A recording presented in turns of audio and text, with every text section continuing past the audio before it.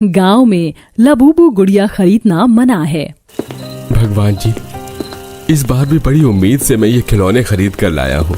बस किसी तरह मेरी जल्दी जल्दी कमाई होने लगे ताकि धीरे धीरे मैं अपना सारा कर्जा चुका सकूं। खौफनाक, दिल दहला देने वाली इस भयानक रात में अकेला दिवाकर अपना ठेला लिए जंगल के रास्ते से चला जा रहा था। दूर दूर तक अंधेरे और सन्नाटे के सिवाय कुछ नहीं था। कितनी सुनसान सड़क है और ऊपर से ये घना अंधेरा भी। अगर मेरे सामने कोई भूत आ गया तो? अरे ये हवा कैसे इतनी तेज हो गई? कहीं तूफान तो नहीं आने वाला है? हवा को चीरता हुआ दिवाकर अपने ठेले लिए तेजी से आगे बढ़ रहा था। तभी अचानक हवा थम जाती है और दिवाकर के सामने सड़क पर एक काली बिल्ली आकर खड़ी हो जाती है। काली बिल्ली? अरे बाप रे, ये बिल्ली मुझे इतना घूर घूर के क्यों देख रही है? नीली आंखों वाली ये डरावनी बिल्ली दिवाकर को भयानक तरीके से देखे जा रही थी। जा यहां से बिल्ली। अरे तभी वो बिल्ली वहां से चली जाती है और दिवाकर धीरे धीरे ठेला लेकर आगे बढ़ता है। तभी सामने सड़क पर उसे एक सफेद बड़ी सी बोरी दिखाई देती है जिसमें कुछ सामान रखा हुआ था। अरे इतनी बड़ी बोरी, क्या होगा इसमें? दिवाकर डरते डरते उस बोरी की ओर बढ़ता है और उसके पास आकर जैसे ही बोरी को खोलकर देखता है तो अंदर का नजारा देखकर उसकी आंखें फटी की फटी रह जाती हैं। उस बोरी में कई सारी सुंदर सी लाबूबू बच्चों की खेलने की गुड़ियां रखी हुई थी।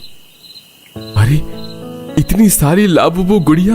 अरे बाप रे, शहर में तो इस गुड़िया के हर जगह पोस्टर लगे हुए हैं कि लाबूबू गुड़िया खरीदना मना है, इसे तो मौत की गुड़िया कहते हैं। कहीं ये गुड़िया मुझे भी ना मार दे। भाग दिवाकर। दिवाकर अपने ठेले के पास आता है।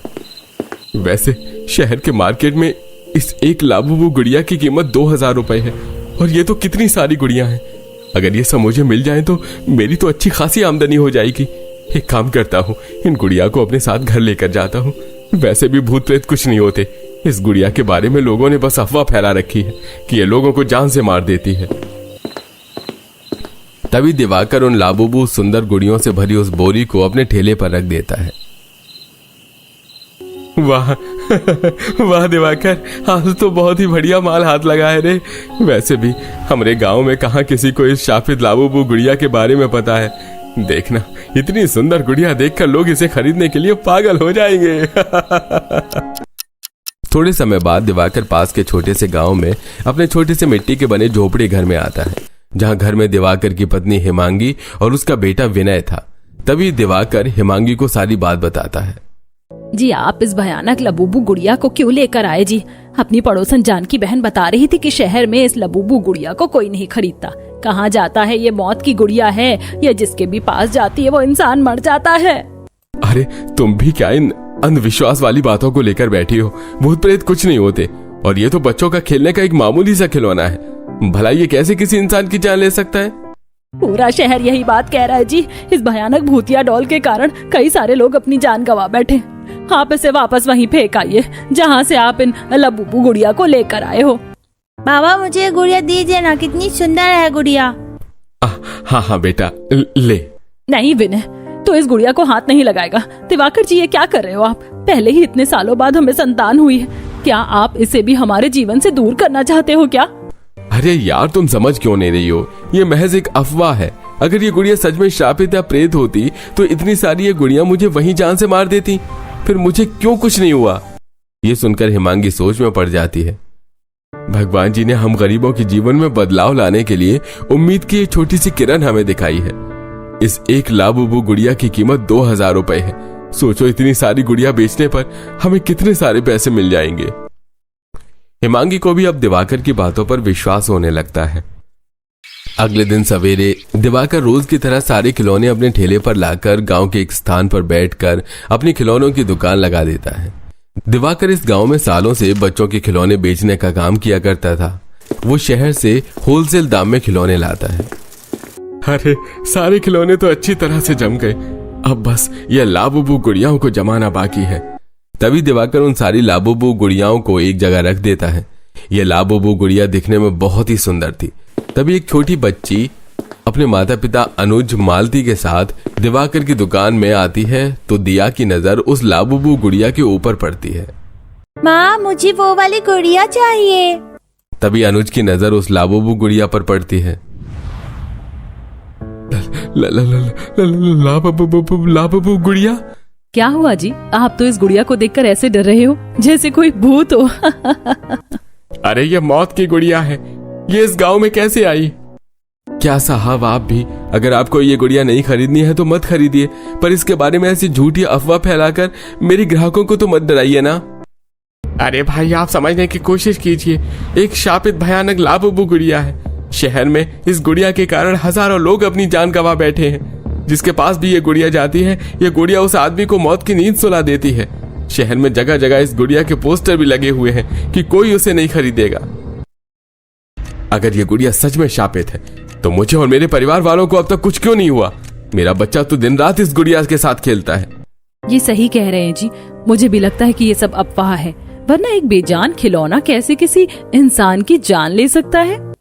बिल्कुल सही कहा आपने मेम साहब। मार्केट में इस एक गुड़िया की कीमत 2000 रुपए है और यही देखकर कुछ बदमाशों ने इसे जमा करना शुरू कर दिया ताकि आगे चलकर वो इन लाबूबू गुड़िया को और भी ज्यादा कीमत में बेच सके। इसलिए उन्होंने ऐसी गलत अफवाह फैला दी कि इस गुड़िया के कारण लोग मर रहे हैं और उन्होंने इस लाबूबू गुड़िया को मार्केट में आने से रोक दिया। अनुज दिवाकर की बातों पर गौर करता है। ठीक कह रहे हो आप भाई, मुझे अब यकीन हो गया कि इस लाबूबू गुड़िया की बात एक अफवाह है। तभी अनुज दिवाकर से 2-2 हजार रुपए की वो लाबूबू गुड़िया खरीद कर उसे अपनी बेटी को देकर तीनों वहां से चले जाते हैं। वाह वाह वाह, एक ही खिलौना बेचने पर मुझे 2000 रुपए मिल गए। अरे इतनी सारी कमाई तो मेरी आज तक नहीं हुई। जितना खुश होना है हो लो दिवाकर, क्योंकि अब यहाँ से शुरू हो चुका है तेरी मौत का खेल। गुड़िया की बात दिवाकर को सुनाई नहीं दे रही थी। बस इसी तरह 2 से 3 ग्राहक और आ जाए और वो भी मुझसे ये लाबूबू गुड़िया खरीद लें, उसके बाद तो मेरे पास पैसा ही पैसा होगा। शाम का समय गांव का एक निवासी कुलदीप अपने बेटे अभय के साथ दिवाकर की दुकान में आता है। लो आ गई दुकान, अब बताओ बेटा कौन सा खिलौना खरीदना है तुम्हें? तभी अभय की नजर उस लाबूबू गुड़िया पर पड़ती है। मुझे वो डॉल चाहिए पापा। अच्छा ठीक है भाई साहब, कितने की है ये गुड़िया? साहब 2000 रुपए की। कुलदीप दिवाकर को पैसे देता है और उससे गुड़िया लेकर अपने बेटे के साथ वहां से चला जाता है। रात का समय दिया इसी गांव में अपने बड़े से घर में उस लाबूबू गुड़िया के साथ खेल रही थी। तभी मालती अनुज उनके पास आते हैं। बिटिया बहुत रात हो गई है, चलो अब सो जाओ। तभी दिया उस लाबूबू गुड़िया को लेकर अपने माता पिता के साथ कमरे में आती है और उस गुड़िया को सामने टेबल पर रख देती है। थोड़े समय बाद अनुज, मालती और दिया ये तीनों गहरी नींद में सो जाते हैं। रात के 12 बजे अचानक वो लाबूबू गुड़िया हिलने लगती है। अब समय आ चुका है इन तीनों को भी ऊपर पहुंचाने का। तभी वो गुड़िया अचानक एक भयानक गुड़िया बन जाती है। उसका चेहरा लाल हो चुका था। तभी वो अपने आप हवा में उड़ने लगती है। दिया मेरी बच्ची उठ जाओ बेटा, अब बहुत सो लिए, ये दुनियावी नींद है, अब तुम्हारी हमेशा के लिए सोने का समय आ चुका है। तभी गुड़िया की आवाज सुनकर दिया नींद से जाग जाती है तो गुड़िया को हवा में उड़ते और उसके भयानक रूप को देखकर वो जोर से चिल्लाती है, मम्मी बचाओ। तभी दिया बेहोश हो जाती है। अगले दिन जब उसकी आंख खुलती है तो बेड पर उसकी माँ की लाश पड़ी थी और सामने वही गुड़िया टेबल पर रखी हुई थी। माँ उठिए, माँ क्या हुआ आपको? माँ। मालती का काफी खून बह रहा था। तभी उसका पिता एक चाकू लेकर कमरे में आता है। अनुज पागलों जैसी हरकत कर रहा था। उठ गई मेरी नन्ही राजकुमारी। पापा क्या हुआ आपको? तेली माँ को तो मैंने मार दिया, अब तेली वाली दिया है दिया। अनुज जैसे ही अपनी बेटी पर चाकू से वार करता है तभी दिया घर से बाहर भाग कर आ जाती है। बचाओ, कोई बचाओ मुझे। वहां गांव के कई सारे निवासी थे। तभी वो दिया को पकड़ लेते हैं। वहां गांव का मुखिया, सरपंच और दिवाकर भी था। क्या हुआ बच्ची, तू इतना घबरा क्यों रही है? पापा ने मम्मी को मार दिया। क्या? तभी अनुज हाथ में चाकू लिए वहां आता है। उसके कपड़े पूरे फट चुके थे और उसके कपड़ों पर खून भी लगा हुआ था। दिया तेली माँ को तो मैंने मार दिया, मैं तुझे मारूंगा। अनुज का ये रूप देखकर सब दंग रह जाते हैं। तभी सब अनुज को पकड़ लेते हैं। अरे छोड़ना मत इस पागल को। अपने पिता का ये रूप देखकर दिया बेहोश हो जाती है। तभी सरपंच और सब वहां डॉक्टर को बुलाते हैं तो डॉक्टर अनुज का चेकअप करता है। अरे अनुज तो पागल हो गया। क्या? पर अचानक कैसे पागल हो गया? डॉक्टर साहब ये बता रहा था कि इसने अपनी पत्नी को मार दिया और ये अब अपनी बेटी को मारने आया है। मैं पागल हूँ, मैं पागल हूँ। ए नाई के बच्चे, अगर तूने मेरे बालों को हाथ लगाया ना तो मैं तुझे जान से मार दूंगा। अरे मैं डॉक्टर हूँ, नाई नहीं। ये सब क्या है डॉक्टर साहब? अनुज ऐसे पागलों जैसी हरकत क्यों कर रहा है? अनुज पूरी तरह से अपनी सोचने समझने की सहूलियत को खो बैठा है। यह पागल हो चुका है। अब यह आम इंसानों के लिए खतरा बन चुका है, इसलिए इसे तुरंत किसी पागल खाने में भेजना होगा। तभी डॉक्टर एक गाड़ी बुलाकर अनुज को पागल खाने भेज देता है। थोड़े समय बाद दिया सबके सामने बेहोश पड़ी थी। कितनी डर गई है बेचारी बच्ची। तभी वहां कुलदीप का बेटा अभय दौड़ते हुए आता है। उसके पीछे कुलदीप चाकू लेकर दौड़ता हुआ आ रहा था। बचाओ मुझे। आज तो मैं तुझे जान से मार दूंगा मैं। तभी सब कुलदीप को भी पकड़ लेते हैं। यह भी अनुज की तरह पागल हो चुका था और यह भी अपने परिवार वालों को मारकर अपने बेटे की जान लेना चाहता था। तभी सब कुलदीप को भी पागल खाने भेज देते हैं। ये क्या हो रहा है हमारे गांव में? क्यों लोग अपने ही परिवार की जान के दुश्मन बन गए? गांव में पहली बार ऐसी घटना घटी है। आज शाम को गांव के सभी निवासी पंचायत में आएंगे, वहीं हम इस बात की तहकीकात करेंगे। शाम का समय गांव के सारे निवासी पंचायत में बैठे थे। सामने मुखिया और सरपंच दोनों बैठे थे। अरे एक ही हादसे में हमारे गांव के 4 निवासियों ने अपनी जान गंवा दी। ये बड़े दुख की बात है। अरे गांव के निवासियों, आखिर अनुज और कुलदीप दोनों अचानक से अपना दिमागी संतुलन कैसे खो बैठे? ये बात तो हमें भी समझ नहीं आ रही सरपंच जी। सरपंच साहब, जब इंसान अपनी दिमागी संतुलन खो बैठता है ना, तो वो पूरी तरह से दिमागी तौर पर पागल हो जाता है। फिर वो कुछ भी कर सकता है। ठीक है, हम सब ये बात मान लेते हैं कि ये एक महज घटना है। अब इन बच्चों से तो हम कुछ पूछ नहीं सकते, क्योंकि ये तो इतने डरे हुए हैं कि ये कुछ बोल भी नहीं पा रहे हैं। गांव वाले इस घटना को एक हादसा समझकर भूल जाते हैं। कुछ दिन बाद दिवाकर अपनी दुकान में था। तभी उसकी दुकान में मनोहर आता है। मनोहर इस शहर का जाना माना रईस आदमी है। उसके साथ उसके 3 बच्चे भी आए थे। पिताजी, हमें वो गुड़िया चाहिए। देखिए कितनी सुंदर गुड़िया है ये। दिवाकर, ये 4 गुड़ियां दे दे मुझे। तभी दिवाकर मनोहर को 4 लाबूबू गुड़िया दे देता है। रात के समय, रात के 11 बज गए। आज तो बहुत देर हो गई मुझे दुकान पर। जल्दी से सामान समेट कर घर जाता हूँ। हिमांगी मेरी राह देख रही होगी। दिवाकर सारा सामान ठेले पर लेकर सड़क से अपने घर की ओर जाने लगता है। तभी रास्ते में उसे मनोहर का बड़ा सा घर दिखाई देता है, जहां घर में से लोगों और बच्चों के चीखने की आवाजें आ रही थी। अरे ये तो मनोहर मालिक का घर है। इनके घर से इतने चीखने चिल्लाने की आवाजें क्यों आ रही हैं? तभी दिवाकर मनोहर के घर की खिड़की के पास आता है, जो खुली हुई थी।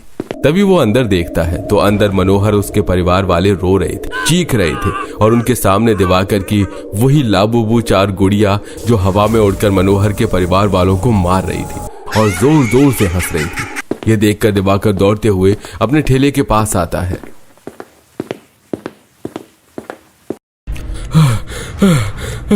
ये क्या हो रहा है?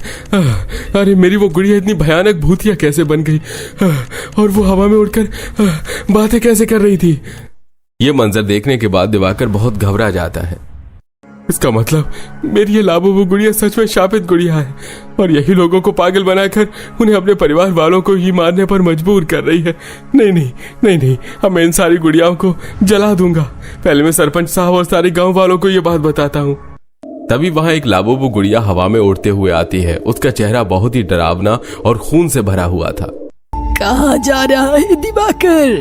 गांव के निवासियों को मेरी सच्चाई बताने जा रहा है क्या? कौन हो तुम? मैं इंसानियत का अंत हूँ। अगर तूने मेरी सच्चाई किसी को बताई तो मैं तेरी पत्नी और बेटे दोनों को मौत की नींद सुला दूंगी। नहीं नहीं, ऐसा मत करना गुड़िया, मेरे परिवार को कुछ मत करना। अपने परिवार को जिंदा देखना चाहता है ना, तो ये बात किसी को मत बताना। और मेरी ये भूतिया गुड़ियाओं को अपनी दुकान में रोज गांव वालों को बेच, समझा? हाँ, मैं बेचूंगा इन्हें गांव वालों को। और एक बात सुन ले, अगर तूने यहाँ से भागने की कोशिश की तो तू दुनिया में किसी भी कोने में क्यों ना चला जाए, मैं वहाँ भी आकर तुझे और तेरे परिवार वालों को खत्म कर दूंगी। वो गुड़िया वहां से गायब हो जाती है। तभी दिवाकर घर आता है और घर के एक कोने में खामोश बैठ जाता है। नहीं नहीं, ये बात मैं किसी को नहीं बताऊंगा। मैं अपनी पत्नी और बच्चे को मरने नहीं दूंगा। अगले दिन दिवाकर अपनी दुकान में आता है तो वहां उसे पता चलता है कि मनोहर भी अचानक से पागल हो गया और उसने भी अपने पूरे परिवार वालों को जान से मार दिया। अब ये सिलसिला हर दिन चलता रहा। गांव के जो भी निवासी दिवाकर से वो लाबूबू गुड़िया खरीद कर ले जाते थे तो घर जाते वो शापित भयानक गुड़िया उस परिवार के लोगों को अपना शिकार बना लेती थी। अब तक कई सारे गांव के निवासी अपनी जान गंवा बैठे थे। एक शाम दिवाकर शहर आता है तो उसे शहर में उसी लाबूबू गुड़िया का पोस्टर दिखाई देता है। अब मैं अपने गांव के निवासियों को और मरने नहीं दूंगा। उस गुड़िया का पर्दाफाश करने का समय आ चुका है। तभी दिवाकर उस लाबूबू गुड़िया की कई सारे पोस्टर बनाकर अपने घर लेकर आता है। उस पोस्टर पर क्रॉस का निशान और खतरे के चिन्ह का निशान था और नीचे लिखा हुआ था, गांव में लाबूबू गुड़िया खरीदना मना है। विनय बेटा, ये सारे पोस्टर गांव के हर गली दीवार मोहल्ले हर जगह जाकर लगा दे बेटा। बाबा, अगर हम ये पोस्टर गांव में लगा देंगे तो कोई हमसे वो गुड़िया खरीदेगा ही नहीं। बेटा, मैं बाद में तुम्हें सारी बात बताऊंगा। अभी जाकर ये पोस्टर गांव में लगवाओ, जाओ। विनय और हेमांगी जैसे ही बाहर आते हैं तो उनके सामने एक भयानक चुड़ैल आती है। अच्छा, तो तुम दोनों ये काम करने जा रहे हो? तभी चुड़ैल दोनों को पकड़ लेती है और उन्हें एक बोतल में कैद करके दिवाकर के पास आती है। चुड़ैल। तभी वो चुड़ैल अचानक से भयानक लाबूबू गुड़िया बन जाती है। ये सारी लाबूबू गुड़ियाएं मेरी हैं और इन्हीं की सहायता से मैं लोगों को पा रही हूँ। मैंने क्या कहा था तुझे दिवाकर कि तू मेरी सच्चाई किसी को नहीं बताएगा? मुझे माफ कर दो, मेरे परिवार वाले को छोड़ दो। अब तेरी पत्नी और तेरा बेटा ये दोनों मेरे पास 2 दिन तक कैद रहेंगे। अगर 2 दिन में तू 100 लोगों को मेरी गुड़िया नहीं बेच पाया तो मैं तेरे बच्चे और तेरी पत्नी की गर्दनें उनके शरीर से उखाड़ दूंगी, समझा तू? इतना कहकर वो गुड़िया दिवाकर की पत्नी और बेटे को लेकर वहां से गायब हो जाती है। ये कैसी दुविधा में फंस गया मैं भगवान जी। अब कैसे बेचूं मैं 100 लोगों को ये गुड़िया। अगले दिन दिवाकर गांव में आता है। नहीं, 2 जनों के बदले मैं 100 लोगों की जान खतरे में नहीं पड़ने दूंगा। तभी दिवाकर गांव में पंचायत बिठाकर सारे निवासियों को सारी बात बताता है। ये सुनकर सबके होश उड़ जाते हैं। अरे क्या, एक चुड़ैल इन गुड़िया के जरिए लोगों को मार रही है? अरे बाप रे, यह तो काफी गंभीर मामला है। अब क्या करें हम? मेरे पास एक उपाय है सरपंच जी। रात का समय गांव के सारे निवासी दिवाकर की वो लाबूबू गुड़िया को अपने हाथों में लेकर गांव के एक स्थान पर बैठे थे। तभी वहां भयानक चुड़ैल प्रकट होती है। वाह दिवाकर, आज तो तूने दिल खुश कर दिया मेरा। मेरी भूतिया गुड़िया साथियों, इन सारे इंसानों को मौत की नींद सुला दो। तभी सारे लोग उन सभी गुड़िया को जला देते हैं। तुमने मेरी गुड़ियाओं को जला दिया, अब मैं किसी को नहीं छोड़ूंगी। तभी वहां एक तांत्रिक बाबा आते हैं और वो उस चुड़ैल को एक पिंजरे में कैद कर देते हैं। बाहर निकालो मुझे। बहुत खेल लिया तूने चुड़ैल मौत का खेल, अब तेरा अंतिम समय आ चुका है। तभी बाबा अपने तंत्र मंत्र की शक्तियों से उसी पिंजरे में उस चुड़ैल को अपनी शक्तिशाली आग लगा देते हैं, जिसके बाद वो चुड़ैल वहां से गायब हो जाती है। तभी दिवाकर की पत्नी बेटा भी वापस आ जाते हैं। एक बात समझ में नहीं आई बाबा, आखिर ये चुड़ैल थी कौन? पुत्र, ये बड़ी लंबी कहानी है। अगर तुम्हें जाननी है तो तुम्हें इस कहानी का पहला पार्ट देखना होगा कि आखिर वो चुड़ैल कौन थी और क्यों वो लोगों को मार रही थी। बाबा वहां से चले जाते हैं। अरे ये तो एक अजीब सा सस्पेंस हो गया यार। अब देख क्या रहे हो? आप लोग जल्दी से इस कहानी के पहले पार्ट के लिए कमेंट्स कीजिए। इतना खुश होने की जरूरत नहीं है गांव वालों, अभी मेरा अंत नहीं हुआ है, मैं फिर से लौट कर आऊंगी। ये सुनकर गांव का हर निवासी डर के कारण कांपने लगता है। तो दोस्तों कैसी लगी आपको ये कहानी? कमेंट्स करके जरूर बताइएगा।